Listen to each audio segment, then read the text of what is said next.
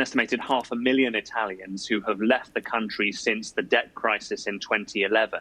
But interestingly, Italy also has the second lowest number of 25, I think it is, to 64-year-olds in the EU with a university degree, just ahead of Romania.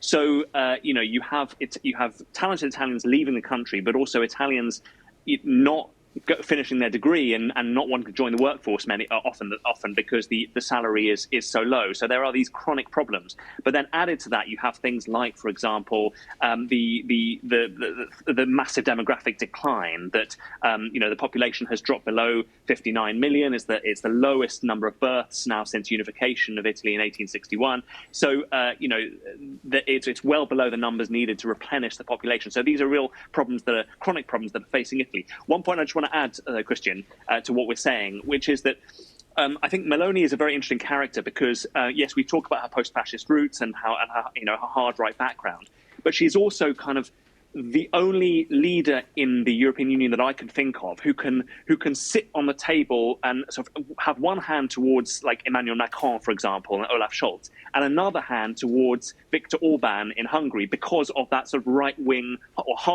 those hard right roots. So she's needed actually by Western European governments as that kind of go-between, and also critically, she's been very, very pro-Ukraine and anti-Russia in the Ukraine war. So that's why she's also needed and respected by people like Joe Biden and Rishi Sunak. So she's really, there has been a real place for her, I think, that she has kind of a niche in a sense that she's filled in the European Union, and she's absolutely playing to that.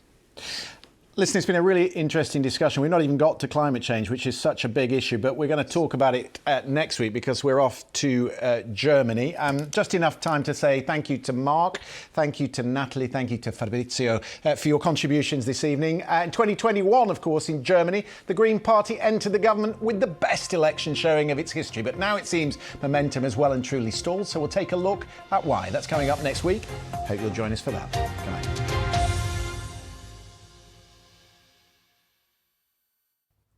Hello there. Despite some cloud across northern areas, especially across Scotland, much of the country had a pretty decent day today with a good deal of sunshine around. It felt quite warm through the afternoon. That's how we're keeping things for the rest of this week. Always a bit more cloud across this northwest corner with some rain at times, particularly the north and west of Scotland.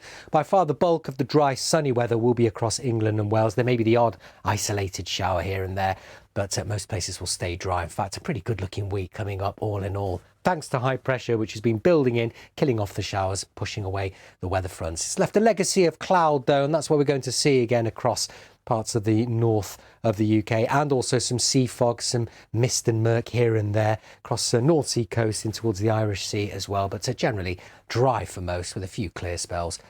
Temperatures 6 to 10 Celsius. High pressure then dominates the scene, gets a bit stronger across the country, so I think we'll see fewer showers for England and Wales, but these weather fronts will bring thicker cloud, more of a breeze, outbreaks of rain to the northwest of the country. Most places starting dry, bit of mist and murk to start off with, plenty of sunshine, England and Wales, southern and eastern Scotland, Northern Ireland, then we'll start to see splashes of rain with increasing breeze across the north and west of Scotland into the afternoon. So 13, 14 degrees here, up to 20 for southern Scotland, 21 or 22 in the warmest spots in England and Wales. The winds generally light coming in from the south. Wednesday night, most places dry again with clear spells, variable cloud. Stays quite cloudy, breezy with outbreaks of rain across the northern half of Scotland through the night. And temperatures again 6 to around 10 degrees. So for Thursday then, I think we'll see more sunshine around across England and Wales. Bit of a cloudy start, then the sunshine really gets going, and I don't think there'll be any issues with showers whatsoever. Should stay completely dry. Bit more cloud for northern Scotland, the odd shower here, but southern Scotland, Northern Ireland doing pretty well.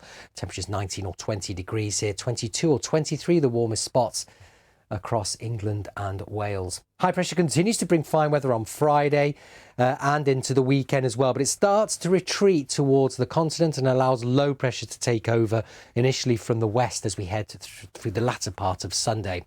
So it could be quite warm Friday and certainly into the weekend across the south of the country. By the end of Sunday, we'll start to see a few showers, I think, pushing into western areas. Take care.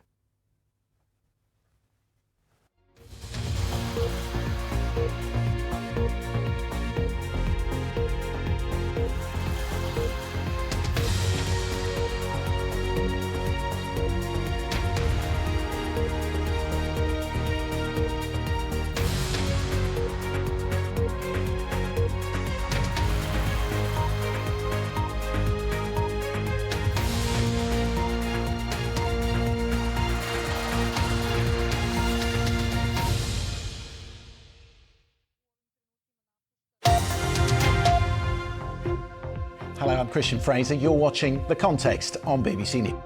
They have no case. Every single legal scholar that I see, I mean, maybe there's somebody out there, some whack job, but for virtually everyone that I've seen has said there's absolutely no case. It's a case that shouldn't have been brought. The woman who Donald Trump paid $130,000 to keep quiet has been speaking out in great detail in court. She says that she decided to do that not because of the money, but she thought it was a win-win. She could get paid and also secure the safety of her family with just getting the story out. Joining me tonight on the panel, the journalist and author Rachel Shabi and Julio Ricardo Varela, president of Furore Media.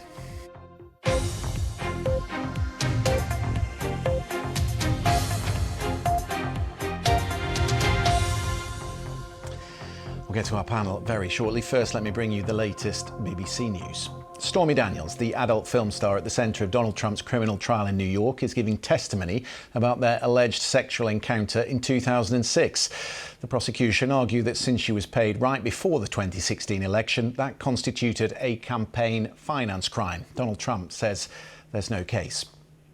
The intelligence service in Ukraine say they have uncovered a Russian plot to assassinate President Volodymyr Zelensky.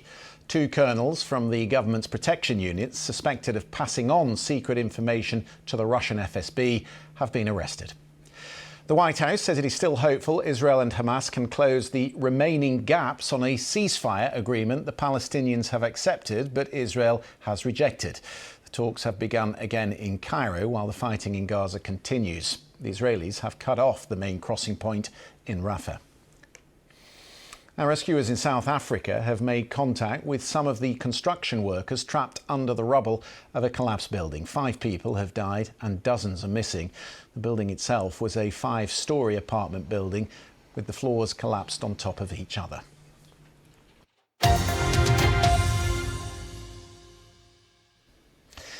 Stormy Daniels told the jury in Manhattan today that when she first met Donald Trump, he told her, "This is the only way you're getting out of the trailer park," before having sex with her in his hotel suite in 2006. He denies ever having sex with Daniels, but the adult film star was paid $130,000 for her silence just before the 2016 election. Daniels told the court she grew up as the daughter of a single mum who was absent for days at a time and began working in strip clubs and in pornography before she met Trump at a golf tournament. The former president paid her, she says, for her silence through his advisor Michael Cohen. The prosecution alleged that Trump falsified business records to cover up the money he reimbursed, and he did it to keep the electorate in the dark. That, says the prosecution, was the crime, a campaign finance violation, a felony to which Mr. Cohen has already pleaded guilty. The former president says he did nothing wrong. They have no case. Every single legal scholar that I see, I mean, maybe there's somebody out there, some whack job, but for virtually everyone that I've seen has said there's absolutely no case. It's a case that shouldn't have been brought. Julio, we've heard a lot today about President Trump's affair with Stormy Daniels, everything from the way it happened to his silk pyjamas. Do you think that sort of salacious detail cuts through to the voting public? Oh, I don't know anymore. What I do know is that this is once again the obsession with Trump that we're having in media, in the sense that it's just free for him, right? And I think we've come to the point that if he is convicted of this, if he does go to jail, and there's talk that he might even go to jail for contempt, that this will even make his campaign, would almost like re-energize his campaign. And it just feels weird that we're back in 2016 again, when I feel like we've never gotten out of this haze in the first place. So I had to check my clock today, Christian, in terms of like, what year am I living in? But wow, it's pretty obvious that the former president this is a clear strategy. He gets, he's, how he typically says every legal scholar, it's just the same tricks over and over again. And you would think that the American public and the global public would be tired of this right now, but I guess not. We'll come back to that thought because it's an interesting one. But since you raised the issue of jail, it is an interesting point, this, Rachel, because not only might he face jail if he's found guilty in this trial. But of course, there is the gag order, which he's broken 10 times and he's been fined on each occasion. But the judge, Juan Merchan, said yesterday that if he breaks the gag order again, then he risks going to jail. And this is what the political analyst Larry Sabato told us last night. Have a listen. Most observers don't understand Donald Trump wants to go to jail for a night or two or three. He loves to play the martyr. He plays it very well. His cult loves it. They'll give more money. This is all about fundraising. And whether he is convicted or not in this particular case, I don't think it's going to make that much difference. And I read today, Rachel, that the Secret Service has been planning for weeks for the possibility that he could be sent to jail. Do you think Donald Trump really likes the idea? I think it's all upside for him, isn't it? Every single detail of this is upside. It's free advertising.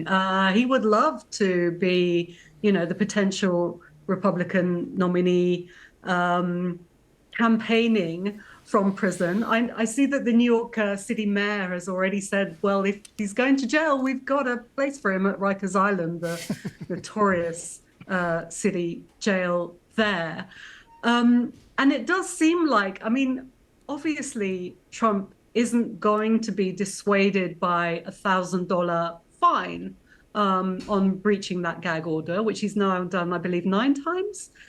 9 or 10. It's quite a lot. Yeah. There's other judges saying, look, you've got to throw the book at him to set the example. But I think the judge knows, he's not politically stupid. He knows what's going on here. And it seems to me to be falling over himself not to send him to jail. Well, I think that's true, because he knows that this is all free publicity for Trump. Yeah. There's a kudos in the sort of martyrdom of, taking one for the MAGA team by, standing up to the crooked courts as he would see it. And, I think he said already that jail is a price worth paying for that. So everything about this plays into his narrative, signal boosts his story. And it does feel very much like sort of Groundhog Day in a replay of 2016.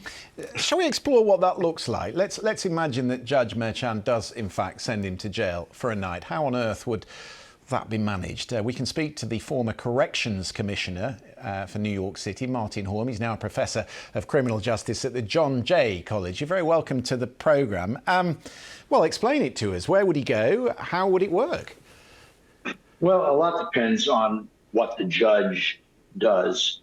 The judge has many options open to him, including just directing that he be confined for several hours, say 4 hours or 6 hours, in which case the most likely scenario would be that he is held in one of the holding pens that are within that courthouse. And I suspect that is most likely the first step that the judge would take. I think, as everyone has said, for obvious reasons, it's not a step anyone wants to take, confining him to jail for longer than that, unless he forces the issue. Yeah, and I'm trying to imagine what the discussions must be within the Secret Service if they have indeed vetted the places where he might be sent. They'd have to be with him, correct? If they were on rota, yes, they'd have to be there. Yes. As I understand it, they are obligated to protect him at all times and in all places. And I have no doubt that the judge has been in touch with the city corrections agency and with the court officers, and that they have been in touch with the Secret Service, and the Secret Service has not already reached out to them. And they've gotten together and said, how do we make this very unique and difficult situation work? Have you pondered what it would be like if you were still the Corrections Commissioner, and how you would deal with this as a member of the New York City Council? No, I was not on the New York City Council. I was an appointed agency head, appointed by the mayor. Sorry, my forgive me. I've given it some thought. I think you obviously want to accomplish two things. One is you want to treat this individual committed to your custody to the maximum extent possible as you would treat any other individual committed to your custody, while at the same time accommodating the legitimate and legally mandated requirements of the Secret Service. And I think there are ways that can be accomplished. It would be difficult, it would be unique, but it can be done. Yeah. Those are live pictures, incidentally, that we are just watching of Donald Trump going back into court for, we imagine, another session this afternoon. We'll keep you posted on whatever comes out of that session. Just a final thought. I mean, you say you'd want to treat him just like any other potential inmate, but he would be kept very separate from a prison population, correct? I think probably so, because he is likely to be closely guarded by armed Secret Service agents, and because you don't want other inmates to come in contact or have access to a firearm, you're going to have to keep that whole operation, including Mr. Trump and the agents, separate from the other prisoners. Martin Horn, it's good to talk to you this evening. We'll see whether it comes to that and indeed whether Donald Trump changes his policy with regards to the gag order. Thank you very much for coming on the programme. Julio, Rachel said a really interesting thing, that it plays to his base, this, and it certainly does. Mm-hmm. But there are still one or two swing voters in America, and I just wonder if he was sent to jail, whether they would consider that a step too far. Yeah, I kind of have some faith in American democracy. If a former president is incarcerated, I think we're starting to get to points of, tension of what this democracy really represents. And I do have faith that I do have faith in American voters to see sort of the ridiculousness of this and sort of the seriousness at the same time. But I will say, as we know, because Trump is Trump, he will turn this into a spectacle. I will not be surprised if the word political prisoner becomes sort of the and you feel we play a role in that, do you, Julio? You think we are getting it wrong in the way we cover it? Here I am at 9 p.m. London time, and we're at top of it. Our first story is the Trump trial. Right. And I will argue that there's probably more important stories in the world that we could be talking about, and I can't wait to get to them. And I'm not saying I am part of the opinion. I write opinion for MSNBC, and I get it. Right. Trump equals, interest. But I do think, and not to belittle, I don't want to belittle sort of the American public and the voting public. I do think there is part of this country right now that is just sick and tired of them. Yeah, I would only mitigate that point by saying this election is so crucial, particularly to what is going on here in Europe at the moment, and that's why the campaign is so closely followed. I just finally, Rachel, I mean, we did talk about the nostalgia, which is a curious thing, because we've seen it before when things go wrong for the incumbent or are perceived to go wrong for the incumbent. Then people start to think in different ways about what the first term was like. I mean, there's a bit of that in the Conservative Party. There are some who look back at Boris Johnson with fond eyes, or yearn for a return of David Cameron. Why does that happen?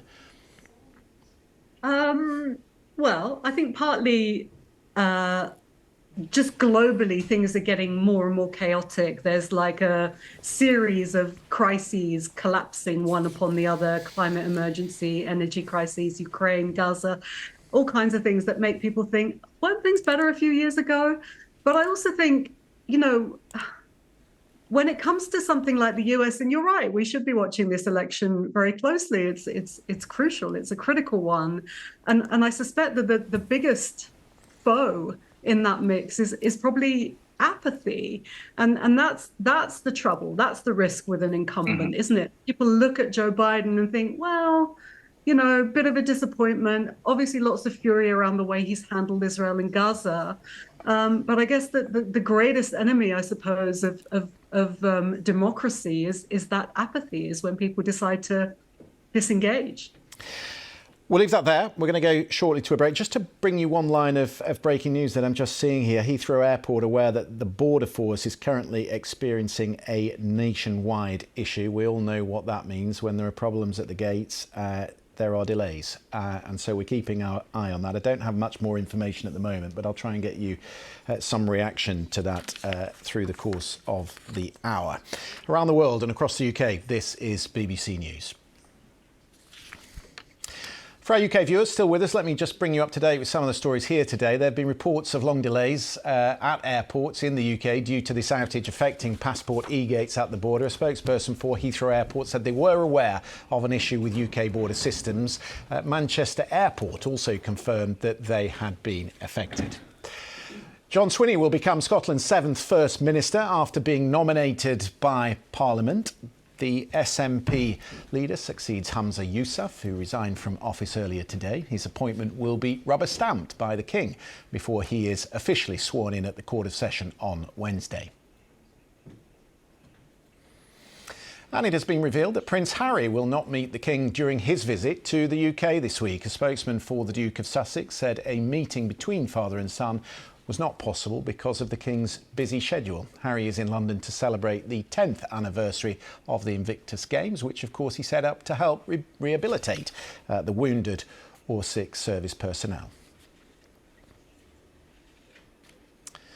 The Israeli Defence Forces have begun an expanded operation in Rafah and have severed Gaza's last link with the outside world, the crossing point into Egypt. They've also planted their own flag at the checkpoint, an unmistakable message to Hamas that their grip on Rafah is tightening. The Israeli Defence Minister said the operation will not stop until Hamas is eliminated or the hostages start to return. But there is on the table a ceasefire proposal that Hamas has already agreed. Today, the White House said they are confident the gaps between the two sides can be closed. So why were the Israelis seemingly blindsided by last night's announcement, and how far is this operation in Rafah expected to go? With me in the studio, Sharon Haskell. She's a member of the Israeli Knesset and she sits on the National Security Committee. Welcome. So help me with this. Why did the Israeli War Cabinet not know what the final proposal was that Hamas agreed to when Bill Burns, the CIA chief, was so involved in it? Well, the proposal that actually arrived yesterday wasn't really discussed, not with Israel, not with the partners that were discussing it for a number of months now.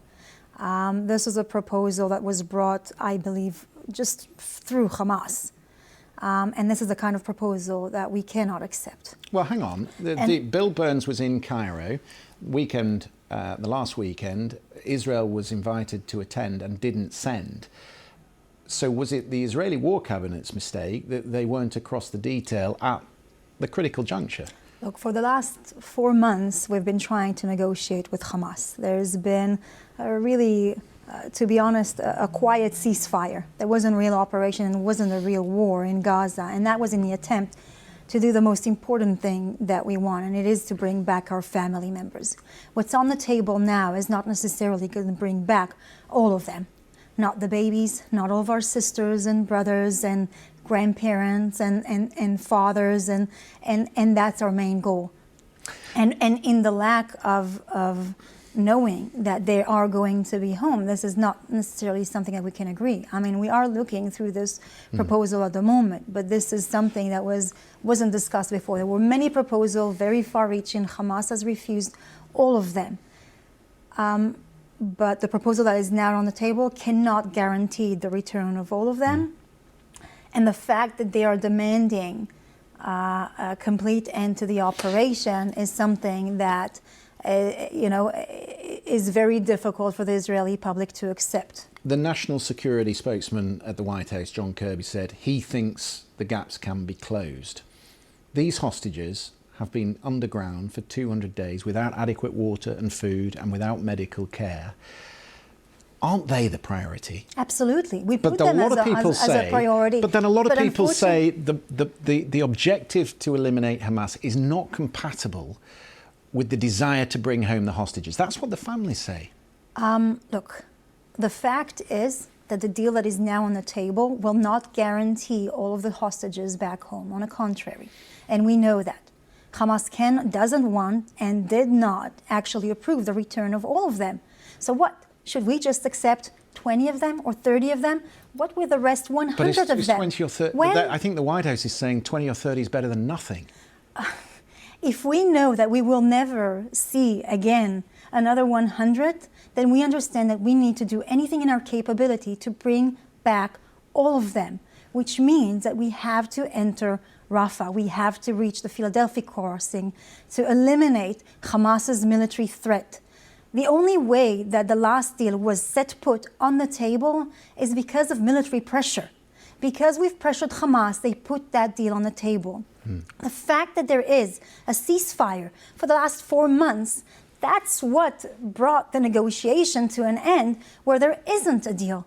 If things would have been different, I believe Hamas would have long time ago put that deal on the table. Okay, the IDF have dropped these leaflets instructing people to move to the Al-Mawasi camp up the coast road, but you've shut the crossing. How can you support 100,000 people going off to the Al-Mawasi camp if you can't get aid through the border? So the IDF has spread leaflet, but is also for the last 4 months has telling Gazan civilians to actually clear and evacuate and starts moving towards the north.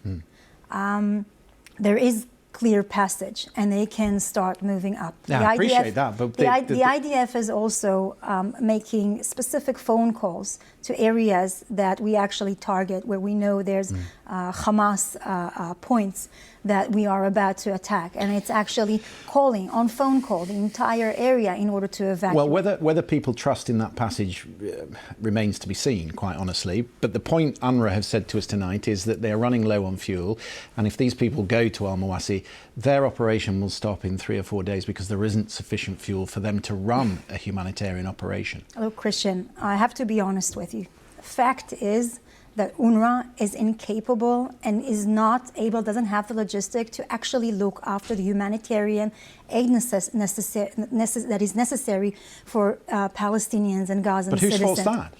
The United Nations. If the United Nations would have done everything that it does in any other conflict, in any other disastrous area, which means 7 months ago sent UNDAC to create a proper plan for humanitarian aid. That is not factually true, though. If you look at the literacy of people in Gaza and you look at how they've been fed and watered in peacetime, actually UNRWA has done a pretty good job. Look, in peacetime, UNRWA actually is looking after the education and the healthcare and the housing and the street cleaners as well. But it's not... it can't supply humanitarian aid in emergencies times like now. It doesn't have the logistic to actually do that. Who has the logistic? Who has the experience in that? That's OCHA, who has done that with millions of refugees. Right now, there are more than 25 million Sudanese refugees and displaced people. Okay, they already supply UNICEF clean water for more than 6 million children. If UNDAC would have created a plan with the IDF 7 months ago for the Palestinians, bring OCHA, bring the proper organization who actually have the experience to deal with humanitarian disasters, it would have looked different. But what had actually happened? Antonio Guterres, the Secretary of the United Nations, actually called these organizations and told them not to receive contributions from countries who actually donated to UNRWA. It means that instead of taking those hundreds of millions of dollars and putting them in the World Food Organization and UNICEF and the World Health Organization to transport them to Gazan citizens who are in desperate need of humanitarian aid, he didn't want to compromise UNRWA, and he actually prevented from this aid to reach Palestinians who are in desperate need for it. But you will know the criticism there is of the Israeli government about the aid that goes in and how little has gone in, despite the international pressure. Listen, I just want to move on. I have to put a point there, because Israel's crossing have been open and there's hundreds of trucks who are going in almost every single day. There aren't enough trucks going in. That's not me saying that. That's the British government and the American government. I am sure that you've seen the pictures of UNRWA's logistical centers where they have hundreds of containers full of humanitarian aid that they cannot distribute because they do not have the logistics to actually do that. There were 1,000 trucks a day were going into Gaza in peacetime, and 150 are going in at the moment, and that is a big step forward from where we were several weeks ago. Can you explain to me why trucks are not going into Gaza also through the Egyptian border and enough that are going through the Israeli border? It is because as soon as they are crossing it, there's Palestinians and Hamas who are actually shooting that not enough's on those trucks. Yeah. Yeah. Okay, so I'm not the disputing people that, who but are you're actually accepting that bringing there's not that enough going in. merchandise in are in a danger, life danger, and so some of them don't want to go in there. Okay. If the United Nations would have set up a clear zone in the north of Gaza properly with OCHA, a plan that UNDAC would have planned, it would have looked completely different. But unfortunately, the priority of the United Nations are different. It is not to look after the Palestinians, but actually to insist on the continuation of a corrupt organization that is rotten to the core, which is called UNRWA. Okay. I want to talk about the White House perspective that to continue this risks the Israelis losing international support. He's been speaking today about the threat of rising anti-Semitism in the United States, which most definitely is a problem. We've seen it around university campuses. Let's have a listen to what he had to say. And as Jews around the world still cope with the atrocities and trauma of that day and its aftermath, we've seen a ferocious surge of anti-Semitism in America and around the world. Vicious propaganda on social media. Jews forced to keep their hide, to keep us under baseball hats, tuck their Jewish stars into their shirts. On college campuses, Jewish students blocked, harassed, attacked while walking to class. Do you worry that to continue this exacerbates a problem? The problem has to be tackled, and he's right to call it out. But do you worry that the policies that are being followed in Gaza and in the West Bank are exacerbating the problems for Jews around the world? I'll tell you what. I'm very worried and concerned about the rise of anti-Semitism, particularly in what I see on campuses. This is an old ancient anti-Semitism with a serious twist. You see, there are people who are actually in support of Hamas. It means that these are people who are actually chanting for intifada, supporting the mass rape. Are they in support of Hamas or are they in support of Palestinians? From what you hear them chanting, for example, those slogans of intifada and by any means, what does it mean? It means that raping young girls in front of their parents is acceptable. It means that burning alive women is acceptable. It means like what had happened is actually cutting a baby out of its mother wombs and beheading it and then shooting the mom is actually a legitimate form of resistance. This type of thing is unacceptable, and I'm really worried because the disinformation that is spread and the propaganda that is spread on social media is very, very worrying. We're out of time. We're right up against a break. It's been good chatting to you tonight. Thank you for talking to us and for coming in. Thank you very much. Sharon Haskell there. We're going to take a short break. We'll be right back.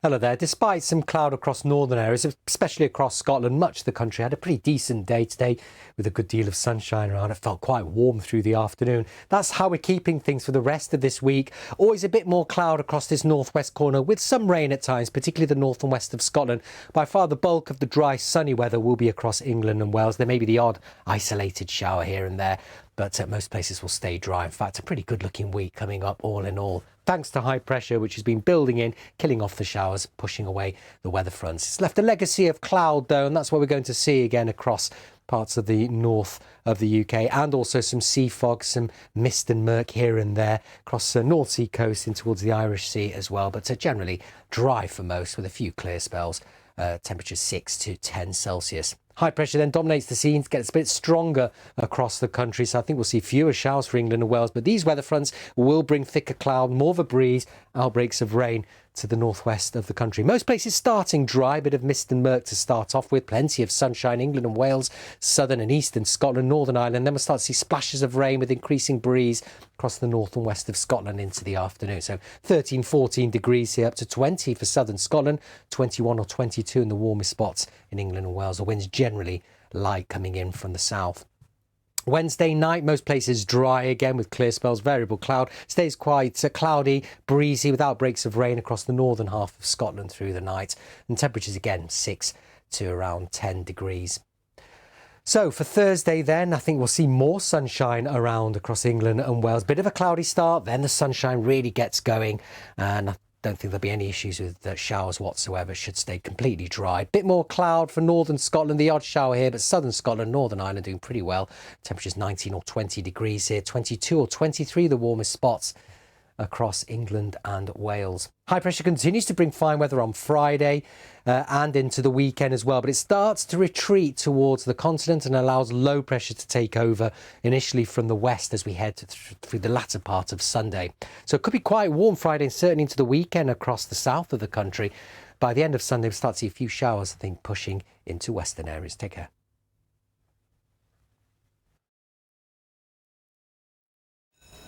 Morning.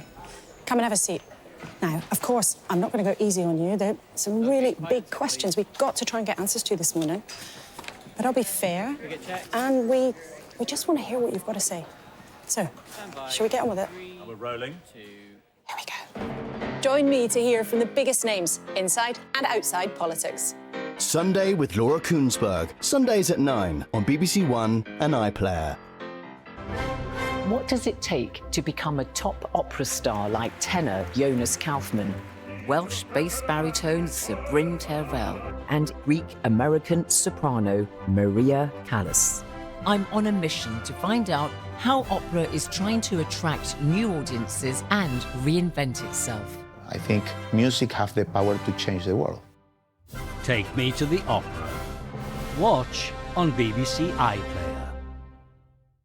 The BBC World Service is a powerhouse. It's the world's radio station. How cool is that? There were many occasions like the landing on the moon, which I learned about through the BBC World Service. The BBC has provided joy, hope, and grace all over the world, which is really rare, and I think that's a beautiful thing. It's no exaggeration to say the BBC World Service has become the international watchword for quality broadcasting. The BBC World Service. Listen on Sounds.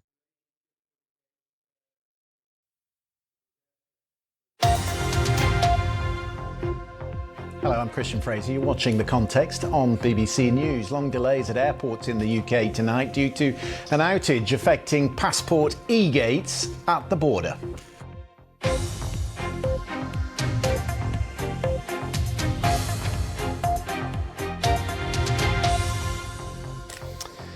We will get to the border situation very shortly, but we've just had, if you were with us a few minutes ago, a fairly robust conversation with Sharon Haskell, who was good enough to come into the studio. She does sit on the National Security Committee, so we went at length in that interview because we don't often get that opportunity. Rachel Shabi and Julio Ricardo Varela were listening. Apologies for not bringing you in just off the bat, but we were tight up against the break. But I just thought I'd get your thoughts on what you heard. Rachel, starting with you, what did you make of that?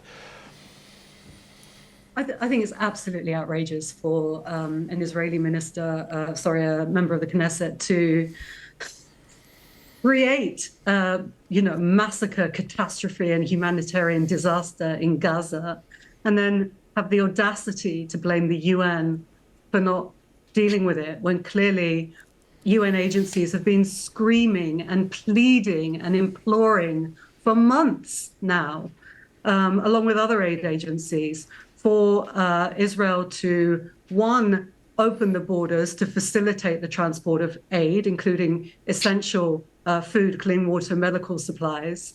And number two, ensure that there's safe passage in a war zone where it's impossible actually to transfer aid once it's come through the border into the populations that most need it. So I thought that was particularly outrageous, but also I do think it's interesting. There's a poll just come out of Israel, I think today, that says most of the population would prefer a deal to free the hostages over a military incursion in Rafah, which, by the way, Rafah is already being bombarded. We're already seeing those horrible images emerge from Rafah. But it's interesting because Sharon Haskell is formerly of Likud. There's no love lost with Prime Minister Netanyahu, and yet you do see and hear, Julio, the resolute commitment to getting rid of Hamas right across the political spectrum. And all right, there is certainly a different point of view within Israel as to whether the hostages should be put before that. But when you challenge politicians on whether the two things are compatible. They think it is, and they think putting more pressure on Hamas is the way to bring the hostages home. What do you think? Right, more violence, more warfare. I don't think that's good for anybody to begin with. Christian, thank you for that longer segment, because I'm still trying to process it a little bit, in the sense of, refugees don't choose to be like, hey, I'm leaving where I come from. Like, they've been displaced, and then to kind of not understand the cause of that displacement and say, well, that's the agency's fault. I think there's a part of this that not only in Israel, but even here in the States, I was thinking we were kind of getting a little bit lethargic. It was like, okay, here we go again. Israel, Palestine, we've been here before. And then the student protests kind of woke everyone up again the last couple of weeks. And I think there's a pretty clear desire that this type of conflict is not good for the world. So why are we not coming to a better solution instead of pointing fingers? I try to turn off social media more and more when it comes to this issue, because everyone seems to have their own propaganda campaign, and it's really hard to cut through the truth. And I just, as a fellow journalist, hearing you handle that, and I'm not trying to make this about you, Christian, but it's really hard when you're dealing with politicians who are trying to spin something to win their objective. And when you have the facts right in front of you, that's the part that I'm struggling with. And so I hope that this reawakening of what's happened in the American universities will kind of bring it back to the United States, so it becomes more of an issue in the political campaign of the United States. I will say Biden will not win the left if this is not solved. I think that's, are you talking about the Latino vote? Anything. I'm talking about ceasefire. I think about poor Biden supporters. When you hear these stories of the First Lady saying, something has to be done, it's hard, because we also have to admit that President Biden is sort of a political creature of this conflict. And I think we have to really take a hard look at ourselves as Americans to understand his perspective. I just know that it's just really weird to watch. It was just really weird to watch. I just wondered, Rachel, if today's intervention and to talk about anti-Semitism, which I do think has been a rising problem even before October the 7th, and it needs tackling. But I think his intervention today does show that he's in a vice here. I mean, there is deep opposition on the left to an invasion of Rafah. And then to the centre, people are more aligned with the Republican way of thinking that Israel should be supported at all costs. Well, I think that view is shifting in the US. I would say, look, Biden, he just bankrolled Israel by another $14 billion, despite having said for months and months that Rafah was a red line.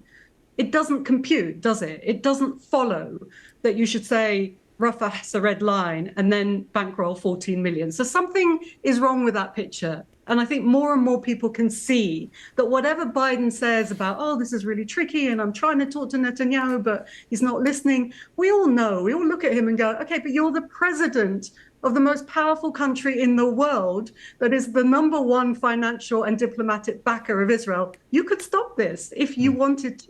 So I think that story is spreading somewhat thin. And also what I wanted to say about anti-Semitism, as someone who's just researched a book about this subject, I think it's absolutely right that it is serious and spiraling around the world. There's absolutely no doubt about that. And that was happening before 7th of October. What I do think we're seeing happen now is some very cynical manipulation and weaponization of a minoritized community that does feel vulnerable.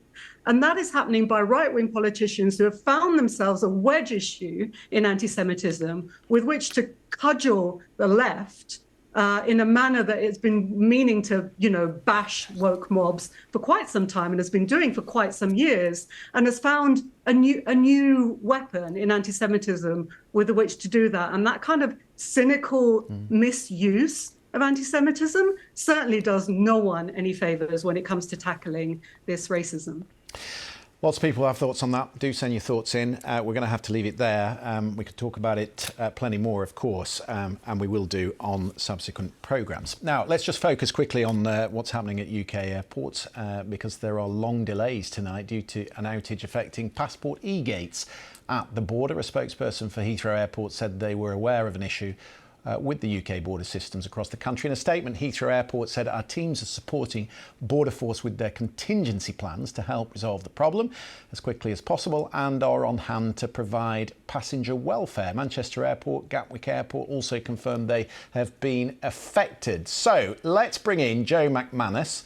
It's a familiar name, and I know that her son works very close to me. She's a journalist as well, I should stress, but she's also at Heathrow Terminal 2 with a lot of people behind you. What does it look like? Oh, my goodness, it's unbelievable. You should see this crowd. I reckon the queue goes back about at least 1 kilometre, and it's like triple and quadruple. They've been walking around with cans of water for everybody, but everyone's actually been really patient. I'll just see if I can... You can't really get an idea because it's just wall-to-wall people. I don't know if you can see much. Oh, my goodness, yeah, we're getting a feel for that. And are they telling you what the problem is? Somebody said that it was a system outage and it was nationwide and it's all the airports. And we've been in the queue now for 45 minutes. And where are you supposed to be going? We're supposed to be coming into London.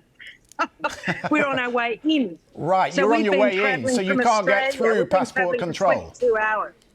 No, we can't get into passport control. That's exactly what we're trying to do. All of these people at the passport control, and it's chaotic. And is it the same? I mean, I guess you wouldn't know because you're obviously airside. But do you know? Has anyone told you? Have the officials told you whether it's the same landside as well? No, they haven't. All they've told us is that there's a problem with passport control and for everyone to be patient and treat people kindly. Right. A technical issue is all we know. Yeah. But one person walking past said that it was a national system outage, so it's an IT problem. Yeah, and we know what happened the last time this took place. It knocked out flights all through the day, and we saw long tailbacks and cancellations. So, what about the care for people there? Are they getting plenty of information? Because the Border Force saying they're looking after people's welfare. You got some water at least, did you? Yes, I've been going around with nice big cans of water and offering it to everybody for free, which is good because it's quite stuffy and hot in here. Nobody's actually told us what's happened. We just know that we're in a very, very long queue, and I think we've got a very long way to go. Jo, our sympathies to you and everyone around you. Thank you for coming up tonight. Journalist on the spot. Absolute pleasure. Jo McManus there at Heathrow Airport. We'll keep you up to date with any news from the Border Force. Around the world and across the UK, you're watching BBC News.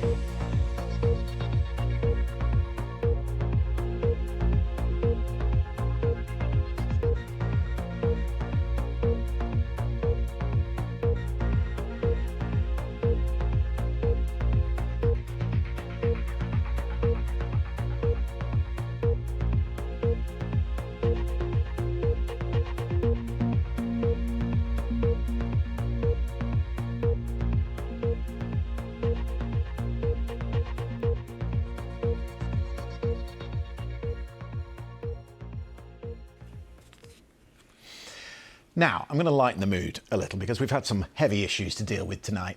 A few weeks ago, while on my Easter break in Scotland, my son, 12 years old, asked me if we could go into town to Superdrug. And of course, I said, yes. What are you missing? And he said, well, I'm not missing anything. I just want to go and smell colognes.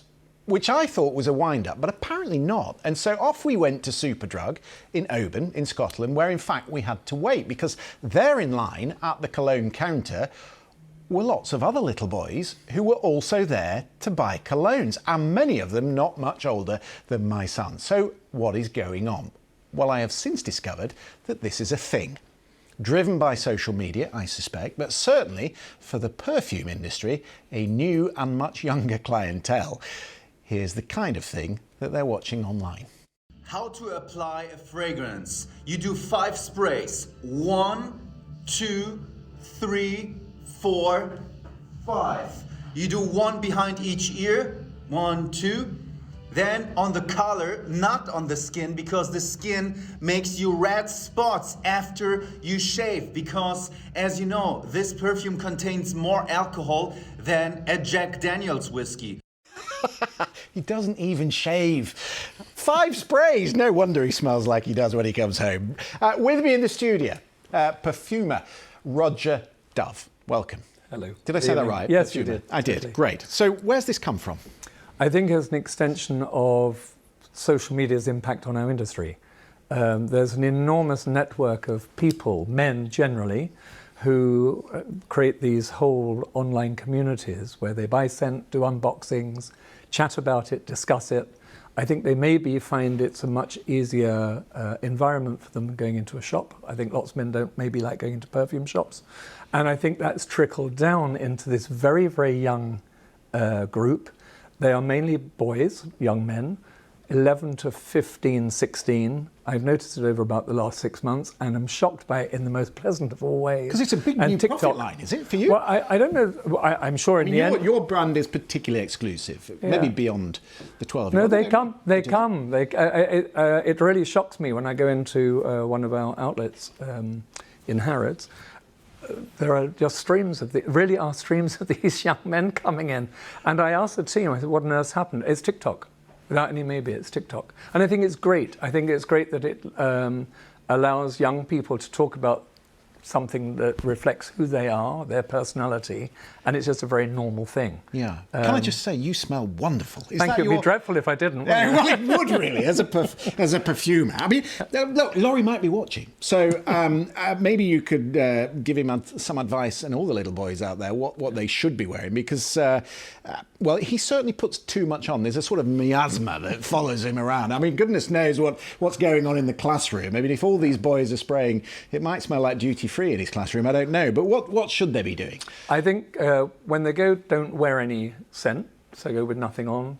Better to go earlier in the day, because during the day a shop will end up with a lot of scent and it'd be difficult to smell. Mm-hmm. Put things on blotters, walk away, make your mind up outside, go back and spray it. What's a good scent? One that makes you happy.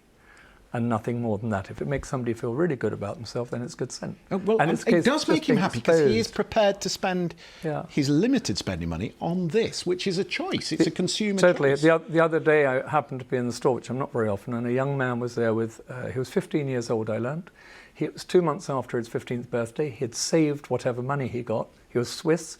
He'd come to London. He wanted to come very specific to buy a bottle of perfume. I thought he was going to buy a little Discovery atomized thing, but no, he walked out with 100 ml full-size thing. I was shocked. Wow. I gave him the other one. I said to his mother it was to make her life easier if he ended up complaining for the next few weeks of the trip that he'd taken the wrong one. But no, it really is. It's a huge phenomenon.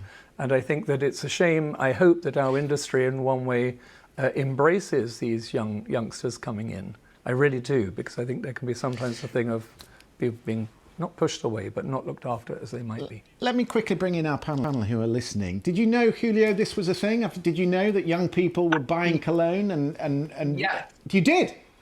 Yes, because I have a 21-year-old college student, and yes, I've bought him cologne for the holidays the last couple of years, and I think it's great.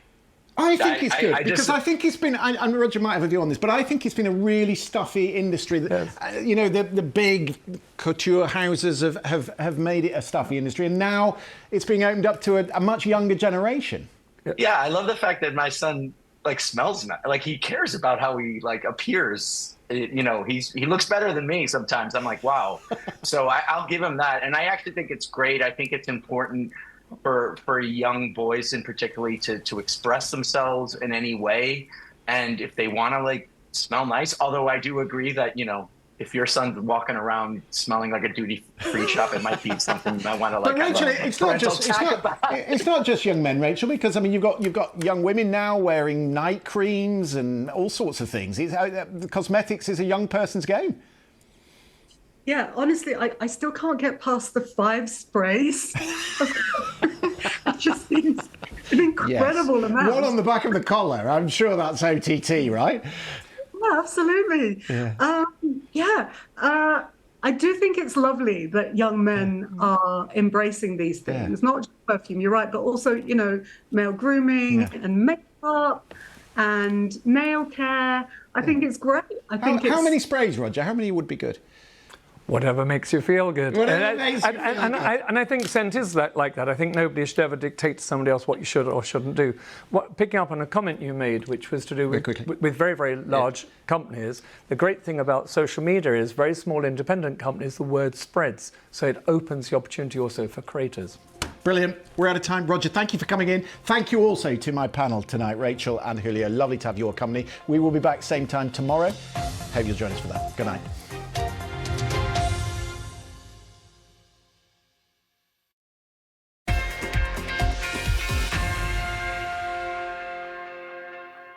Hello from the BBC Sports Centre, I'm Jane Dougal. We're going to start with the Champions League, where there are just a few minutes remaining in an incredible match between Paris Saint-Germain and Borussia Dortmund. It is their semi-final second leg. PSG were very... Nottingham Forest's appeal against a 4-point deduction for breaking Premier League financial rules has been rejected. An independent commission had found Forest's losses in the 2022-23 season breached the threshold of £61 million, and that decision has been upheld. It means Forest remain in 17th position in the table and 3 points clear of the relegation zone, with 2 games of the season remaining. Our sports correspondent Katie Gornall's been following the story. They were found to have overspent their profit and sustainability limit of £61 million by £34.5 million.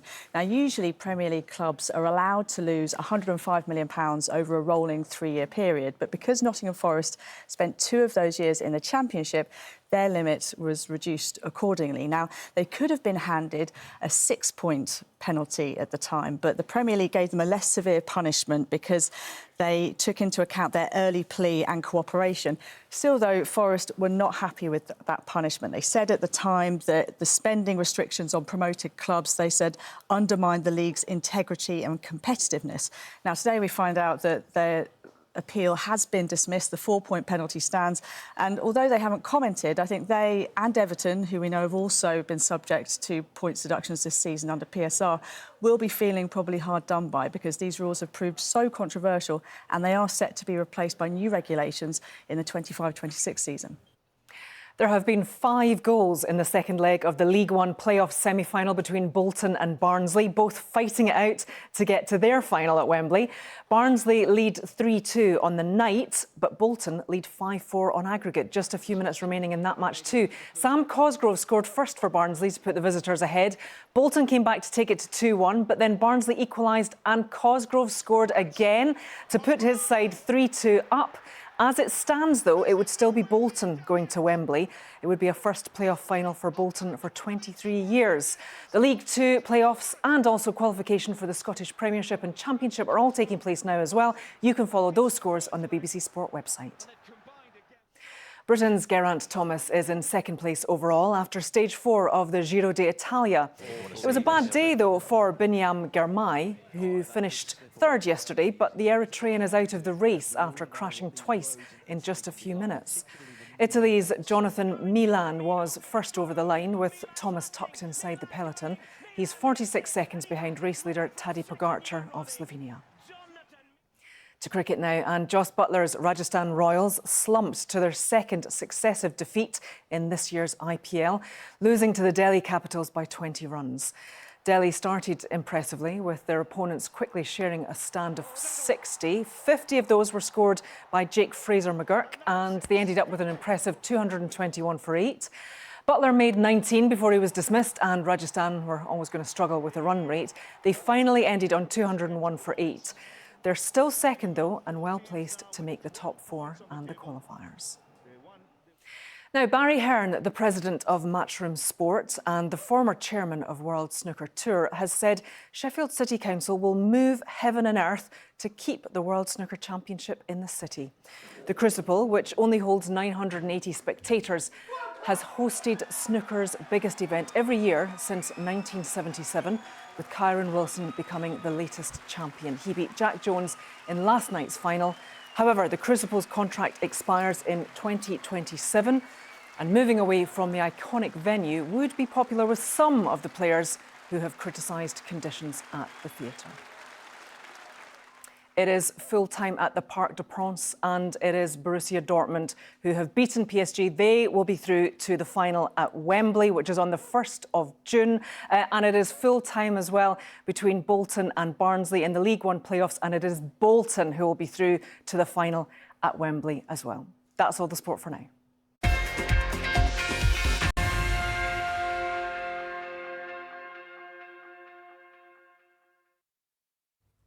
Hello there. Despite some cloud across northern areas, especially across Scotland, much of the country had a pretty decent day today with a good deal of sunshine around. It felt quite warm through the afternoon. That's how we're keeping things for the rest of this week. Always a bit more cloud across this northwest corner with some rain at times, particularly the north and west of Scotland.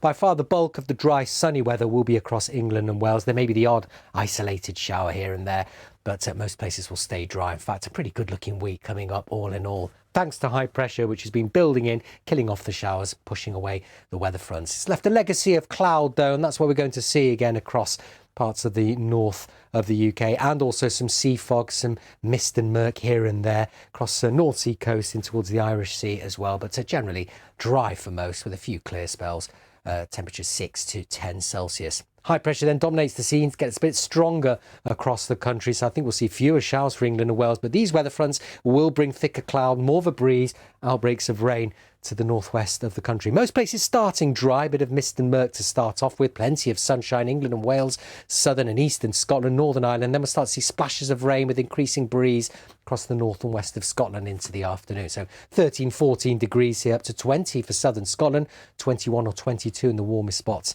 in England and Wales. The winds generally light coming in from the south. Wednesday night, most places dry again with clear spells, variable cloud. Stays quite cloudy, breezy with outbreaks of rain across the northern half of Scotland through the night. And temperatures again 6 to around 10 degrees.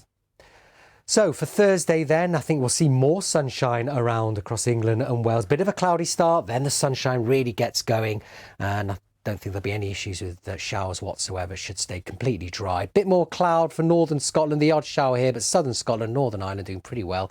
Temperatures 19 or 20 degrees here, 22 or 23 the warmest spots across England and Wales. High pressure continues to bring fine weather on Friday and into the weekend as well, but it starts to retreat towards the continent and allows low pressure to take over initially from the west as we head through the latter part of Sunday. So it could be quite warm Friday and certainly into the weekend across the south of the country. By the end of Sunday, we'll start to see a few showers, I think, pushing into western areas. Take care.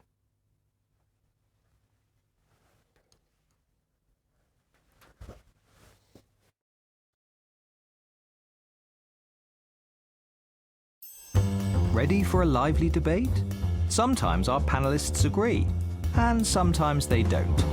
There's people with a lot to say, and others who just say enough. Some who want to ask the hard questions, some who want to avoid them, and some who think they have the answers. They're guaranteed to keep you entertained, whether you agree or not. Politics Live, tomorrow at 11:15 on BBC Two and iPlayer.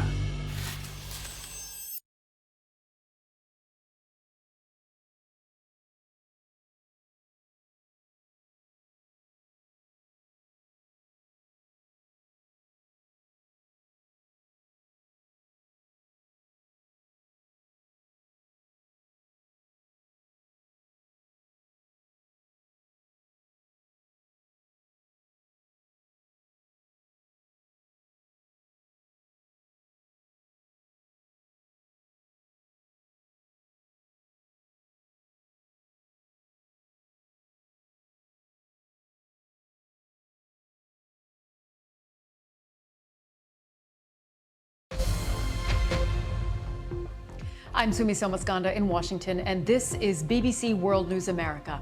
Israeli forces cut off access to the Rafah aid crossing as part of their limited operation in the southern Gazan city. Meanwhile, ceasefire talks are down to the wire.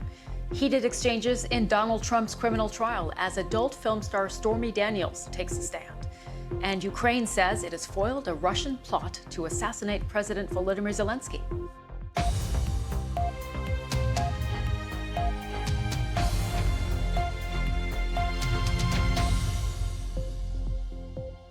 Welcome to World News America. Tense negotiations for a ceasefire in Gaza continue. Delegations from Israel, Hamas, the U.S., Qatar, and Egypt are convening in Cairo to consider a proposal that Hamas approved on Monday, but Israel dismissed. The stakes couldn't be higher, with Hamas warning that this is Israel's last chance to secure the release of its hostages, and the Israeli army closing in on the southern Gazan city of Rafah.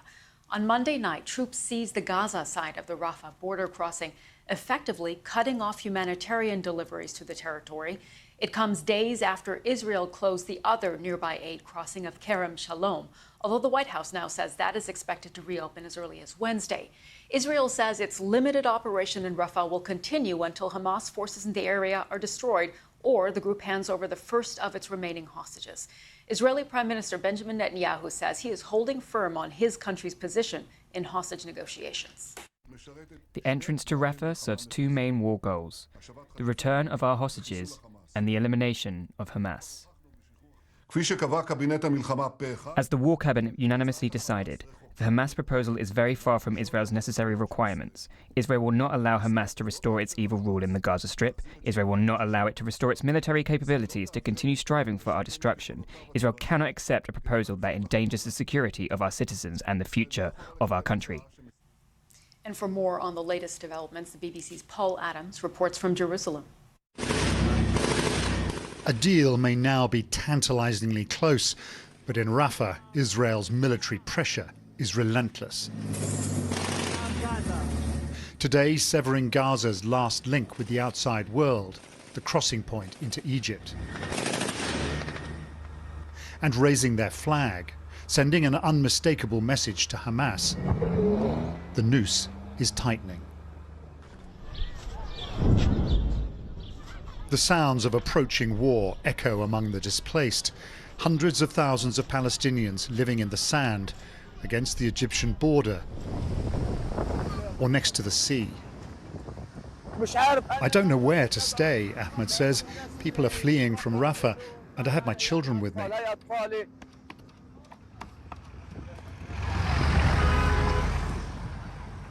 Gazans have been on the move since yesterday morning, heeding Israel's latest warnings, not knowing if the coming days will bring relief or despair. After what we've witnessed, they've said multiple times that there will be a ceasefire, but we're frustrated and we have no hope. There's no big hope, only a small one. In Jerusalem, John and Rachel have also battled with belief and fear. Their son, Hirsch, was abducted and badly injured on October the 7th. No sign of life until this Hamas video 2 weeks ago. His parents now just daring to hope. When we heard the news that maybe there's a deal, we were cautiously optimistic, and we remain cautiously optimistic. It's scary to have military actions going on. They're innocent civilians, including our son. We just need this to come to an end, and we need the mediators on all sides and the two main parties to just sit in the room and hammer this out and don't come out of the room without a deal. Israel's defense minister says the Rafah operation won't stop until Hamas is eliminated or the hostages start to return. Talks are set to continue, a successful outcome still far from guaranteed. U.S. Central Command just released a statement saying they conducted a combined humanitarian drop in northern Gaza earlier today with the Royal Jordanian Air Force. The combined operation dropped more than 25,000 meals ready to eat and more than 13,000 equivalent meals of Jordanian food supplies. The Pentagon also says it completed the construction of a pier to deliver aid to Gaza. For more on the situation facing civilians and particularly children on the ground, I spoke to Hamish Young in Rafah. He's UNICEF's Senior Emergency Coordinator in Gaza. Hamish, your organization says there are 600,000 children in Rafah facing difficult conditions. Can you give us an idea what life is like for them at the moment? That's right, Sumi. I would characterise it as facing catastrophic conditions. Life for the children of Rafah is extremely difficult. Most of them have been displaced here from other parts of the Gaza Strip. They may have left the combat in Gaza City. They may have moved to Khan Yunis and then been displaced again to Rafah. Rafah was a town of 280,000 people, which is now housing 1.2, 1.3 million people. So the vast majority have moved here. There's a massive shelter problem. Most people are living in tents or even just under plastic sheeting, and that's really tough for children. And we see that in a rapidly increasing disease burden. Just to give you an example, acute watery diarrhea, which I'm sure you know can kill children quite easily, is currently 20 times higher than it was at the same time last year. Children have nowhere to go. They have nothing to do. They haven't been in school since the start of the conflict in October last year.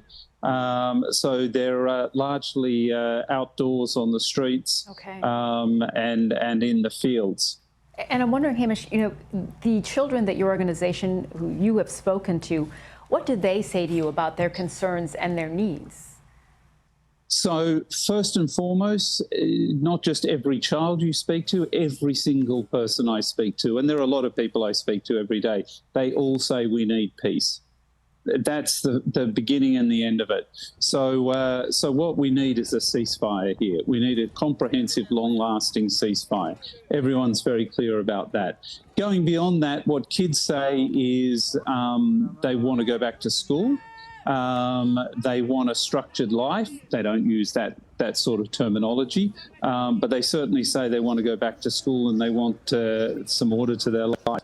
A lot of kids, and this is really tragic, a lot of kids say, you know, I want my sister back, or I want my mum back, or my dad back, because all of them have suffered death within the family, either the immediate family or pretty close relatives. Yeah. And they talk about the loss of their friends as well. And that's really tough to listen to when you're talking to kids. Hamish, if you look at the situation on the ground, the White House has said today that the Kerem Shalom crossing will be opened as of Wednesday. That is their expectation. Can you give us an idea of what the slow process of aid until now, what impact that has had on children? Well, it's had a huge impact on children because, as you rightly say, it's been very slow. It's difficult to bring supplies in. And when they do get here, it's hard to move them around. It's hard to get them to the people who need them most. Just to give you an example, to take supplies up to the north, there's only one road that we can use, and that's got a checkpoint on it. It takes an average of 4 hours to get through that checkpoint. There's always a lot of problems. There's always a lot of obstruction there. As a result, we've had a lot of difficulty in getting enough supplies to the north. Just to give another example, WFP got 185 trucks of food through in April, but they need 900 trucks to meet the needs there.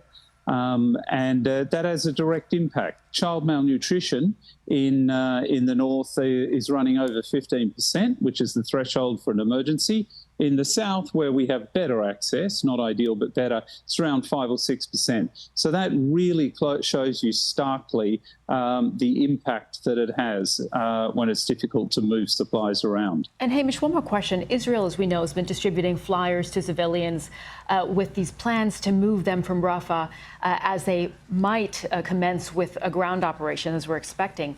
What do you make of Israel's plans to move civilians to tented areas where they're supposed to be able to access aid?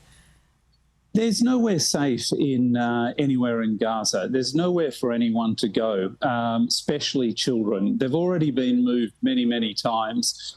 There's nowhere safe, and there's nowhere that their humanitarian needs can be met. There's nowhere with enough health services, fresh water, sanitation, and medical services and food. So what we need is for the ground invasion of Rafah to not go ahead, and we need a ceasefire. The children need a ceasefire. Okay. Hamish, we'll have to leave it there, but thank you so much for joining us from Rafah today. Thank you. Meanwhile, here in the U.S., President Biden addressed the rise in anti-Semitism since Hamas's October 7th attacks and reiterated his support of Israel. He made the comments during a ceremony to mark Holocaust Remembrance Day. And as Jews around the world still cope with the atrocities and trauma of that day and its aftermath, we've seen a ferocious surge of anti-Semitism in America and around the world. And my commitment to the safety of the Jewish people, the security of Israel, and its right to exist as an independent Jewish state is ironclad, even when we disagree. Okay, now to Donald Trump's criminal trial in New York. In the third week of witness testimony, the former president came face-to-face with Stormy Daniels, the former adult film star at the center of the hush money case. On the witness stand, Daniels was asked about a sexual encounter she alleges that she had with Mr. Trump in 2006. He denies that the encounter happened. Prosecutors have charged Trump with falsifying business records to conceal a payment to Ms. Daniels before the 2016 presidential election. And we can go right to Manhattan to speak to our correspondent, Netta Tawfik, who's standing by for us there. Netta, great to see you. Bring us up to date on today in court. Well, Sumi, Stormy Daniels was the most eagerly anticipated witness, and as expected, it was one of the most contentious days in court, going from dry documents right back to the salacious testimony about that alleged sexual encounter. And of course, as Donald Trump faced her as he seeks another run for the White House. And in court was my colleague, Madeline. And Madeline, you know, what is so striking, I think, about today is the fact that we're used to seeing Stormy Daniels in interviews be animated, be playful. And despite the pressure of testifying against a former president, she really did maintain that lightheartedness. Definitely. I mean, she seemed a little bit nervous. Her answers were a little bit long-winded, but, you know, we definitely saw that character, even though she was dressed very modestly with her hair pulled back in a black T-shirt. She recounted some very salacious details to the audience and, for the most part, kept her cool and her usual lightheartedness while doing this. And to that salacious testimony, I mean, the defense tried to block parts of that. How did that actually play out in court? Yeah, so we started the day off with Trump's attorneys trying to limit what she could testify about. And by the afternoon, they were calling for a mistrial because of the details that she provided about the alleged sexual encounter she had with Donald Trump. So they argued that some of the details she provided to the court were not relevant for a books and records case. And the judge, Justice Merchant, said he agreed with them. He said that it didn't warrant a mistrial, but he told the court that some details would have been better left unsaid. Some of those details, I mean, just the fact that Donald Trump was posing on the bed before they had sex, that he was dressed in a satin robe. I mean, I guess you could argue that prosecutors are hoping jurors see why Donald Trump would be so keen to not have that sex scandal reach voters ahead of the election. But ultimately, this is about falsifying business records and if it was done to influence the election. What did the cross-examination do to kind of sow doubt that she was paid off because of fears of the election? The cross-examination was really heated. Susan Neckley's Trump attorney, she focused on trying to attack Stormy Daniels' credibility. So she tried to make her seem like a liar. She at points accused her of making up what she was saying on the stand. Daniels kind of got a bit more defiant during this testimony and, fought back at her and said, no, my story is true. So it definitely made for a very dramatic afternoon. And what about the jury? I mean, you're able to kind of see their facial expressions throughout all of this. Yeah, I mean, it's hard to know what the jury made of today. They seemed very engaged. Their usual note-taking and looking back and forth between Daniels and whichever attorney was questioning her. So it's really hard to know. Their facial expressions seem very much like they did on any other day. Yeah. Well, Stormy Daniels will be back on the stand when court resumes on Thursday. Cross-examination will continue. And then, of course, prosecutors will be able to question her once more on redirect. Netta and Madeline, thank you both so much. And let's bring in Faith Gay, former assistant U.S. attorney in the Eastern District of New York. Faith, very good to see you. I just first want to get your take on Stormy Daniels' testimony. Well, look, it's a gorgeous day here in New York. We're fully recovered from a COVID world. There are tourists everywhere, but downtown, not on screen, is probably one of the most sordid days in American history. For an ex-president to be sitting there listening to minute details, whether he used a condom, what pajamas he was wearing, what happened in that room, is beyond Stormy, beyond anything that sort of defies the imagination. I think many people in this country are very glad that it's not being covered live with cameras in the courtroom. Having said that, absolutely, the prosecutors needed to put this in to show how important it was to keep this story, whether it's true or not, but to keep these details from the American people right before the 2016 election.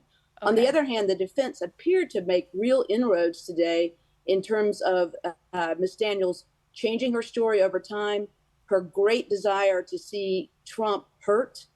She's brought 2 cases against him. She's lost them. Maybe her financial interest in the case, making money on this in terms of her celebrity as she goes forward. The defense cross-examination was quite competent. The jury was listening very carefully, and it was certainly the most high-stakes day of the trial so far. Really interesting, Faith. I mean, this is now the 3rd week of witness testimony. How do you assess where this trial stands right now? Well, certainly the prosecution has put the case together brick by brick. It's not wholly dependent on the testimony upcoming of Michael Cohen. The document trail, the financial trail has been introduced to this jury with painstaking care. So if there are jurors who do doubt witnesses who are not saints, who are not nuns, like Stormy Daniels or Michael Cohen, there will be the chance for them to say, look, the prosecution relied more on these more concerning witnesses.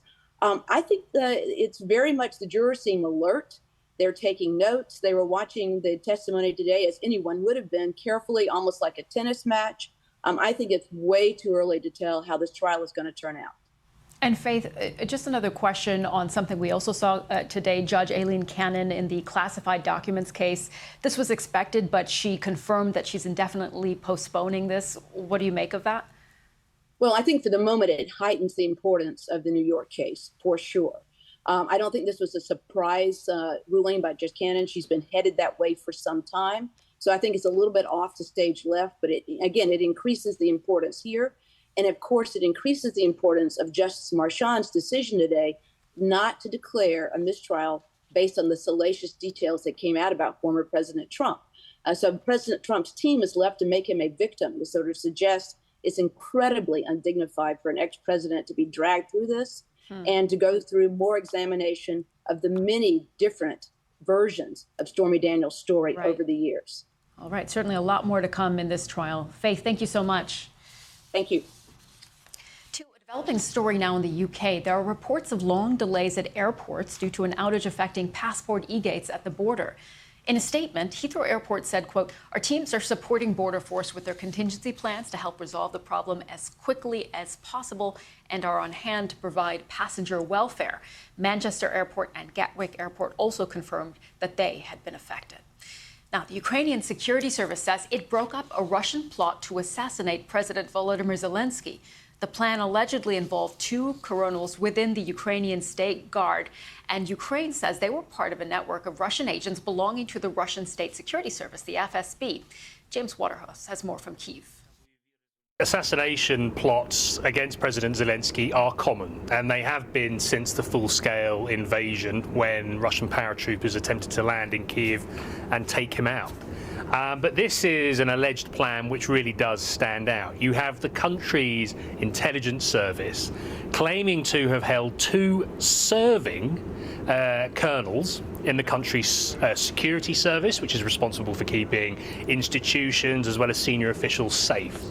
And they are accused of planning to leak President Zelensky and these other officials, their movements to Moscow, the details of how they're protected by security guards, as well as the addresses in which they stay. And the alleged plan was for those addresses to be struck by Russian missiles. But the detail doesn't stop there.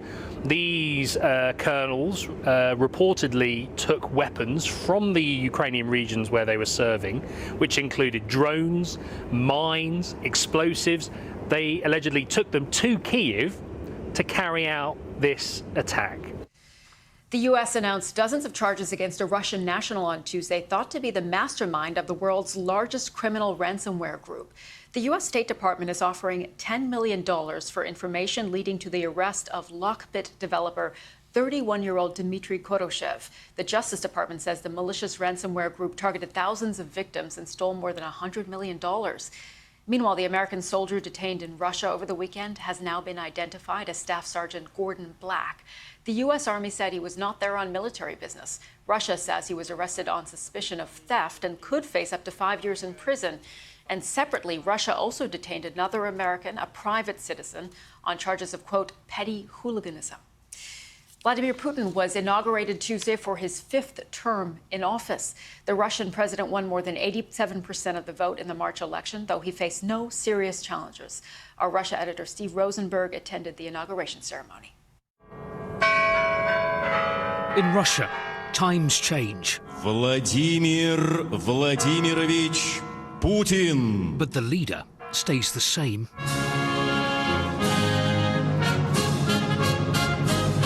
Vladimir Putin strode into the throne hall of Russian tsars.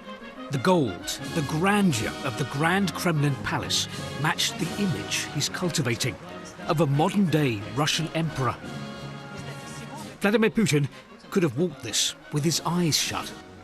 After all, he's been down this way many times before. He is the longest-serving leader in Russia since dictator Joseph Stalin. This is Vladimir Putin's 5th term in the Kremlin. The oath? To serve the Russian people. And then the leader who'd invaded Ukraine accused the West of aggression. We're not refusing to speak to Western nations. It's up to them whether they keep trying to hold Russia back and continue their aggression and years of pressure on our country, or seek a path to cooperation and peace. Peace? Here, they're not expecting that anytime soon. The West needs a weak Russia that will fall apart. Putin is standing in their way, so they try to weaken Russia by attacking Putin. We're in the war, and the war is serious, and we're fighting. And you could stop it tomorrow, though, by pulling your troops out of Ukraine, no? Of course not. We will never stop, because we're fighting for our people. It's incredible to think that in the nearly quarter of a century that Vladimir Putin has been in power in Russia, America has been through 5 different presidents. Britain has had 7 prime ministers. Mr. Putin's supporters welcome the continuity as they see it, despite the danger that comes from having one man in power for so long with so few checks and balances. But it's not just in the Kremlin where you'll find President Putin. 70 miles from Moscow, Big Vladimir is watching you. Western governments called Russia's election a sham. But in the town of Kashira, what do they think of the man who was declared the winner? I like him, says Valentina. Putin does a lot for people. Our pensions aren't big, but he can't fix everything in one go. He's had 25 years, I say. But we don't know who'll come next if he goes, she says. Perhaps that's because potential rivals are in exile or in jail, leaving one man running Russia. Steve Rosenberg, BBC News, Moscow. Just one more item before we go. The Vienna Philharmonic Orchestra is performing a symphony by Beethoven on the 200th anniversary of its acclaimed premiere.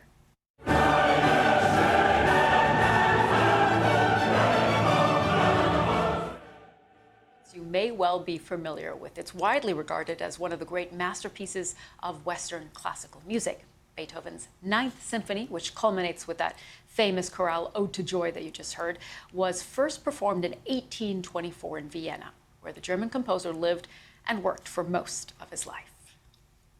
All right, thank you for watching World News America. Remember, you can get the latest on our website, bbc.com/news. Do stay with BBC News.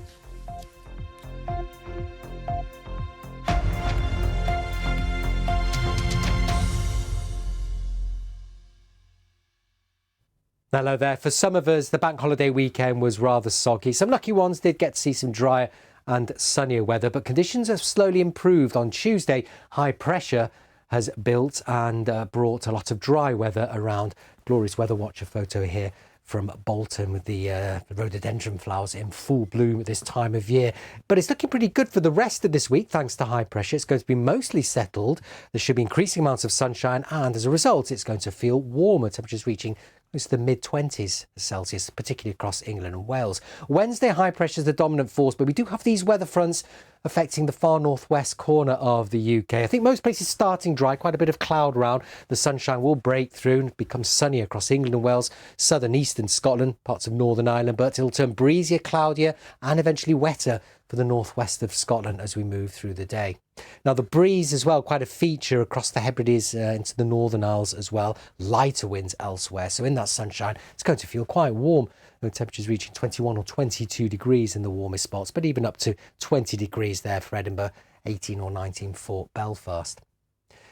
Now into Thursday, we still have our area of high pressure with us, bringing fine and settled weather, but this weather front continues to bring further rain or showers across the north of Scotland and more of a breeze here as well. So it stays rather cloudy with further splashes of rain throughout the day on Thursday. The rest of Scotland, Northern Ireland, certainly England and Wales, it looks dry with plenty of sunshine around. I think it should be completely dry on Thursday. There is a small risk of a shower on Wednesday, England and Wales. Thursday, mostly dry, warmer, 22 or 23 degrees.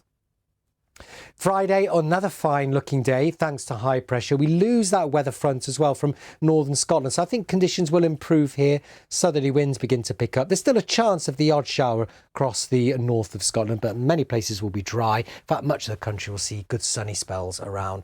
And temperatures again responding. We're getting close to the mid-20s Celsius in the warmest spots here, 20 or 21 degrees through the central belt of Scotland. As we move out of the week into the weekend, Saturday looks to be fine as well. I think a largely fine picture with very few showers across the north of the country throughout the day on Saturday. More in the way of sunshine for most. Again, light southerly winds. Those temperatures close to the mid-20s, up to 22 or 23 for the central belt of Scotland. As warm as 20 degrees there for Aberdeen. Now, as we head into Sunday, we'll start to see areas of low pressure moving in from the west. That could give rise to some showers across the north and west of the UK. Some of these could be heavy. Could see a cluster of heavy, maybe thundery showers pushing up to the Channel Islands, southwest England later in the day on Sunday. But I think it could be the warmest day on Sunday for England and Wales, mid-20s and feeling a bit more humid as well. Then into next week, look at that low pressure takes over and starts to bring increasing chance of showers or longer spells of rain. But with the low sitting in this position, we will be drawing in an easterly wind. So I don't think it'll be particularly cold, but it's likely to be more unsettled, particularly the further south you are across the country, closer to the centre of the low. So, yes, as we move into next week, it looks like things will be turning more unsettled once again. Like I mentioned, not particularly cold, but it could be quite wet, and some of these showers could be heavy and thundery as well, with a bit of sunshine in between. Stay tuned to the forecast.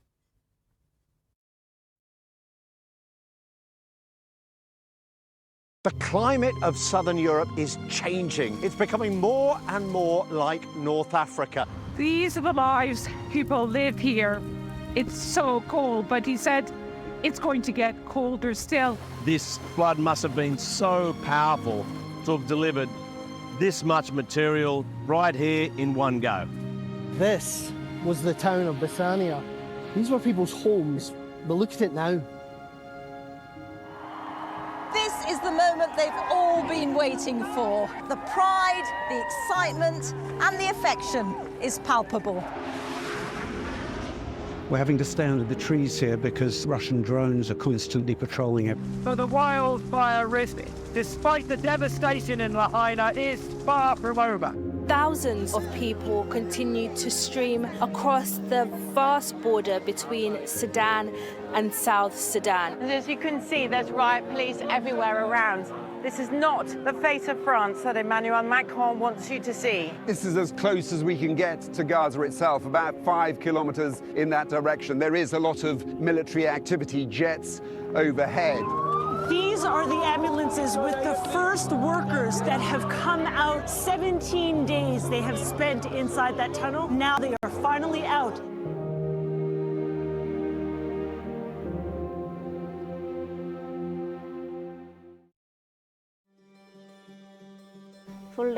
I used to work the whole day when I was pregnant. I wouldn't take much rest. I remember being thirsty all the time and out of breath.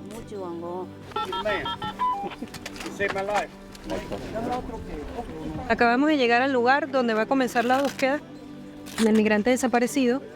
So from where we're at right now, we can see from left to right and right to left, a heavily wooded area denotes the border between North and South Korea. There are no fences, there are no barriers, and there are no walls that separate North and South. زنایی که فقط باید سکوت کنن، هیچ کس نباید صدایشان رو بشنوه، صدای گپشان رو بشنوه. ما تصمیم گرفتیم که در اونجا باید صدامون رو به شکل آهنگ بیرون کنیم. Just because we've got a disability doesn't mean that we are children. We are adults with hopes and dreams. Without sports, none of us would be here. Inspiring short films from the BBC. Watch now on iPlayer. Are you a raver? Do I look like a raver? I've got bass in a backpack. This is amazing. Dancing for like 4 or 5 hours of a gig, you could generate about 800 kilowatt hours of thermal energy. So that's a lot of energy. Right, so shall we give it a taste then? It's my favourite. We're really talking to the plants and they're telling us how happy they are. It can fly, but it can also float on water. The bots kick off with some swift striking. Oh my God, that went by quick. It's all about augmented reality. Useful, then.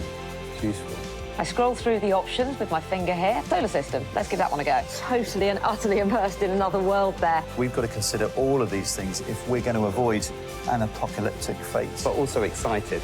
The police have found us. I can't believe I'm now wanting to run away from the police. Thanks for watching. Bye. Click, tomorrow at 8:30 on BBC News and iPlayer.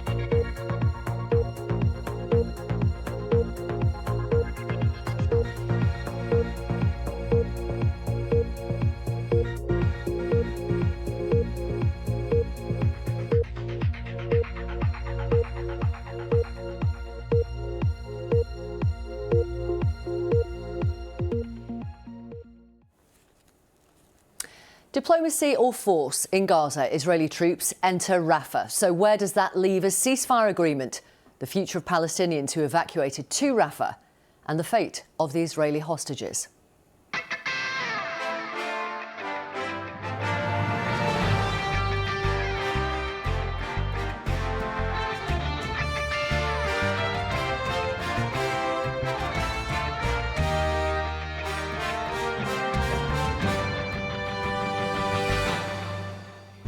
We'll talk live to this woman in Tel Aviv whose relative is still being held by Hamas somewhere in Gaza, and to UNICEF about the situation on the ground in Rafah. And our diplomatic editor Mark Urban's here on what the chances are for a ceasefire now. Also tonight, the star witness at Donald Trump's hush money trial today, adult film actor Stormy Daniels, who testified in vivid detail about when she said she had sex with him. Mr. Trump denies it. Here she is talking to Newsnight in 2018. He attacked me first. I was called a liar, that it never happened. And unless he's had a penis transplant,